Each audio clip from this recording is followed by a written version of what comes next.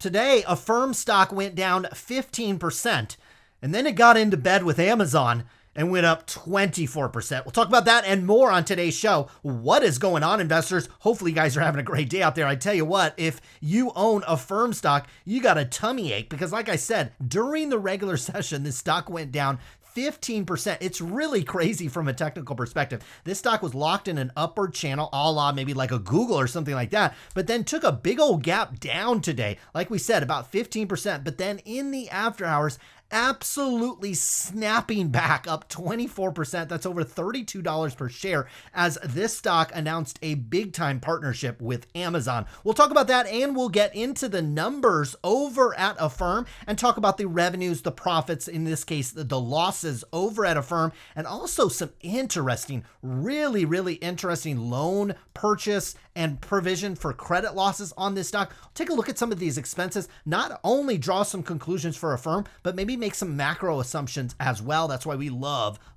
stocks like this. Now, Affirm is bouncing 25% after an expanded Amazon pact. If you recall, I think it was last quarter or so, Affirm announced an agreement to become one of the buy now, pay later options on Amazon. Well, now they've locked that up. They've made it official, and now they're getting married because Affirm and Amazon are now have an exclusive buy now, pay later provider on Amazon.com and Amazon, the shopping app, for purchases of $50 or more. This exclusive agreement will run through January 2023, so a little more than a year. And even after that, there will be certain restrictions on providing other installment payment products in the US by other buy now, pay later providers. So Affirm has some way maybe to potentially keep this as an exclusive even after the deadline or the contract ends in 2023. Now, what they also did, which I think is even more explosive, okay, so they announced this revenue at about $270 million. When we come over to the financials, I'll show you this revenue growth, okay? We went from 261 last quarter up to 269. Pretty strong revenue growth quarter over quarter. But take a look at where we're going to be in the upcoming quarter. Revenues are expected to be, $320 to $330 million.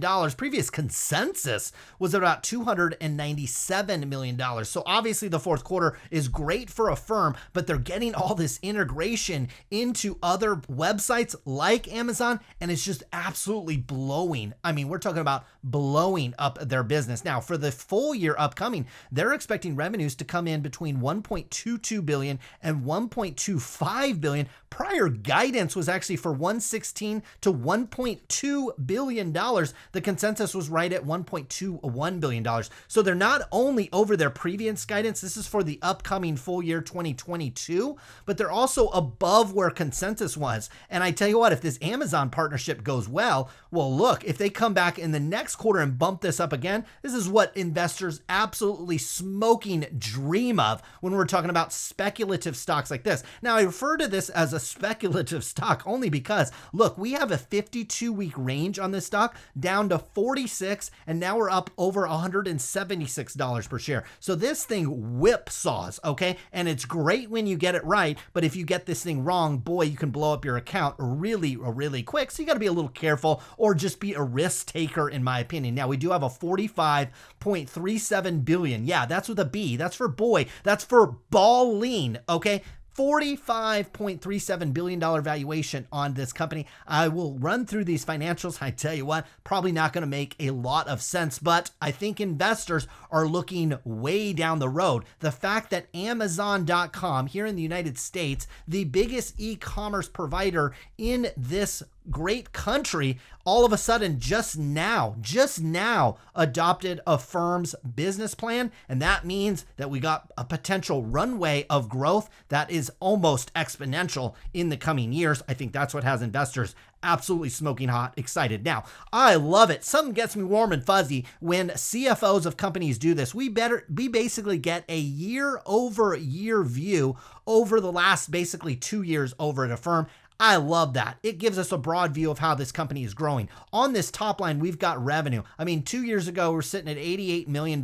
Now we're all the way up at $270 million. A year ago, we're sitting at this $173. Obviously, explosive revenue growth over at Affirm. Now we've got loan and loss on loan purchase a commitment. So occasionally, obviously, Affirm is extending people credit and they don't pay their bills. And these tend to be a little bit more risky loans, especially when you're talking about the younger demographic. There were stats that came out a few months ago that talked about how basically millennials or people under the age of 30 or so were not paying these buy now, pay laters by a very, very large margin. And so in the most recent quarter, we saw that come in at $51.7 million, although that's lower than where we've been over the last few quarters and certainly even a year ago. So what it's showing me is Affirm's getting better at their underwriting practices. What I thought was really interesting though is here's provisions for credit losses. So they experience these credit losses in a quarter, and then what Affirm does is puts money down or puts money aside for future credit losses. So basically kind of a rainy day fund. So when people don't pay their bills, Affirm has some money to kind of cover that. Well, I noticed that absolutely exploded in the most recent quarter. That went up to $63.6 million in the most recent quarters. We were at 25. We actually got a credit back here in March and only 12 million last December. And even last year, you're only at $28 million. In fact, it's the highest on record since March 31st of 2020. And as you can all rewind back to that time in your mind, every company was setting aside provisions for credit losses. They were drawing on their lines of credits. Things were really, really uncertain March 31st of 2020. So it's really interesting, I thought, that these provisions for credit losses really ticked up. It's telling you that they're seeing some data that people are not going to pay their bills. For the macro thesis, okay, it's showing you that inflation is likely taking a toll on people's pocketbooks, and it could mean further degradation of people's ability to pay their bills in the future. That could have impact on mortgages. It could have impacts on car loans across the board. If people stop paying their bills, it could have some tragic effects on the United States economy. Now, we've got some other costs in here. All things being considered, those came in at $157 million. So we do have some technology and data analytics and sales and marketing expenses. Those also ticked up big time over the last year, but you do expect this company to just absolutely be funneling money into these areas. Now, also that's blown up in terms of expenses is our G&A expenses. Those went to about $136 million. Last quarter, they were at $130 million. They ballooned when we went public at Affirm at about $180 million. My guess is you have a lot of stock-based compensation baked into those expenses. In fact, most of these expenses probably has some stock-based compensation. So when we're talking about these from a dollar perspective, understand this is not all dollars coming out of Affirm's bank account. Some of this is just strictly Affirm shares. And I tell you what, if this stock continues to rocket higher, they are going to be able to reward their executives and employees very, very nicely. Now, in terms of total operating expenses, those came in at $435 million. So you guessed it, we take our $270 million worth of revenue and we minus 435 and we get a big old fat loss of $166 million. That is increased over where we were last year at about 114 and way over. I mean, we're talking way over from a year ago period where we lost only $33 million. The losses are absolutely blowing up over at Affirm, but people do not care. Okay. Normally, I would absolutely hate on this stock. They've got, a lot of things wrong with these financials, but it is so early. It is so early with buy now, pay later here in the United States. Okay. And really probably across the world as well, because like I said, Amazon is the #1 shopping website in the United States. And they've been around for 3 decades, basically.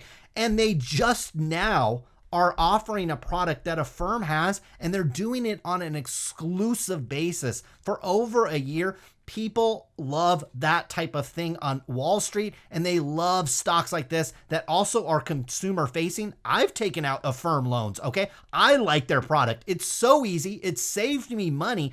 It's a fantastic offering, especially when you get that no interest on a product that you were going to buy anyways. So from a story perspective, this stock checks all the boxes. They're partnering with the best partners, Amazon.com. They've got really, really nice revenue growth, okay, especially when you factor it in year over year, but even on a quarter over quarter basis, we're growing it nicely. The expenses are not really scaling up, okay, from a general administrative, from a sales and marketing. Those expenses haven't really scaled up yet. This is a company that constantly has to do customer acquisition. And so they're constantly going to have to come in there and get their next customer. And my guess is they gave Amazon just explosively juicy terms on this agreement so they could just acquire more and more customers. That's maybe why they set aside nearly a record number for provision for credit losses, because they're going to be really aggressive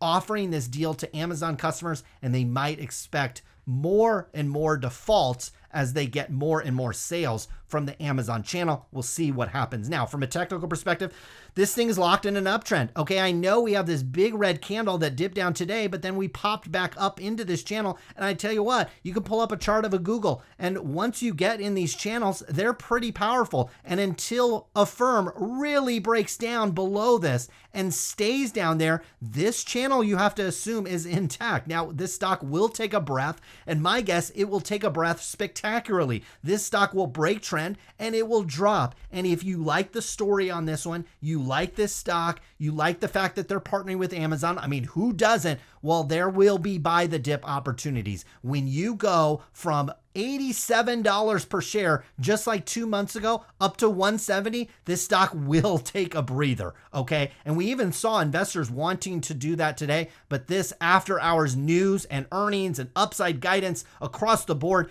just justified this stock going higher. That was Affirm. Congratulations if you are in this one over the last few months. You've absolutely hit it out of the park. Hopefully you guys have a great day. Good luck with your investments.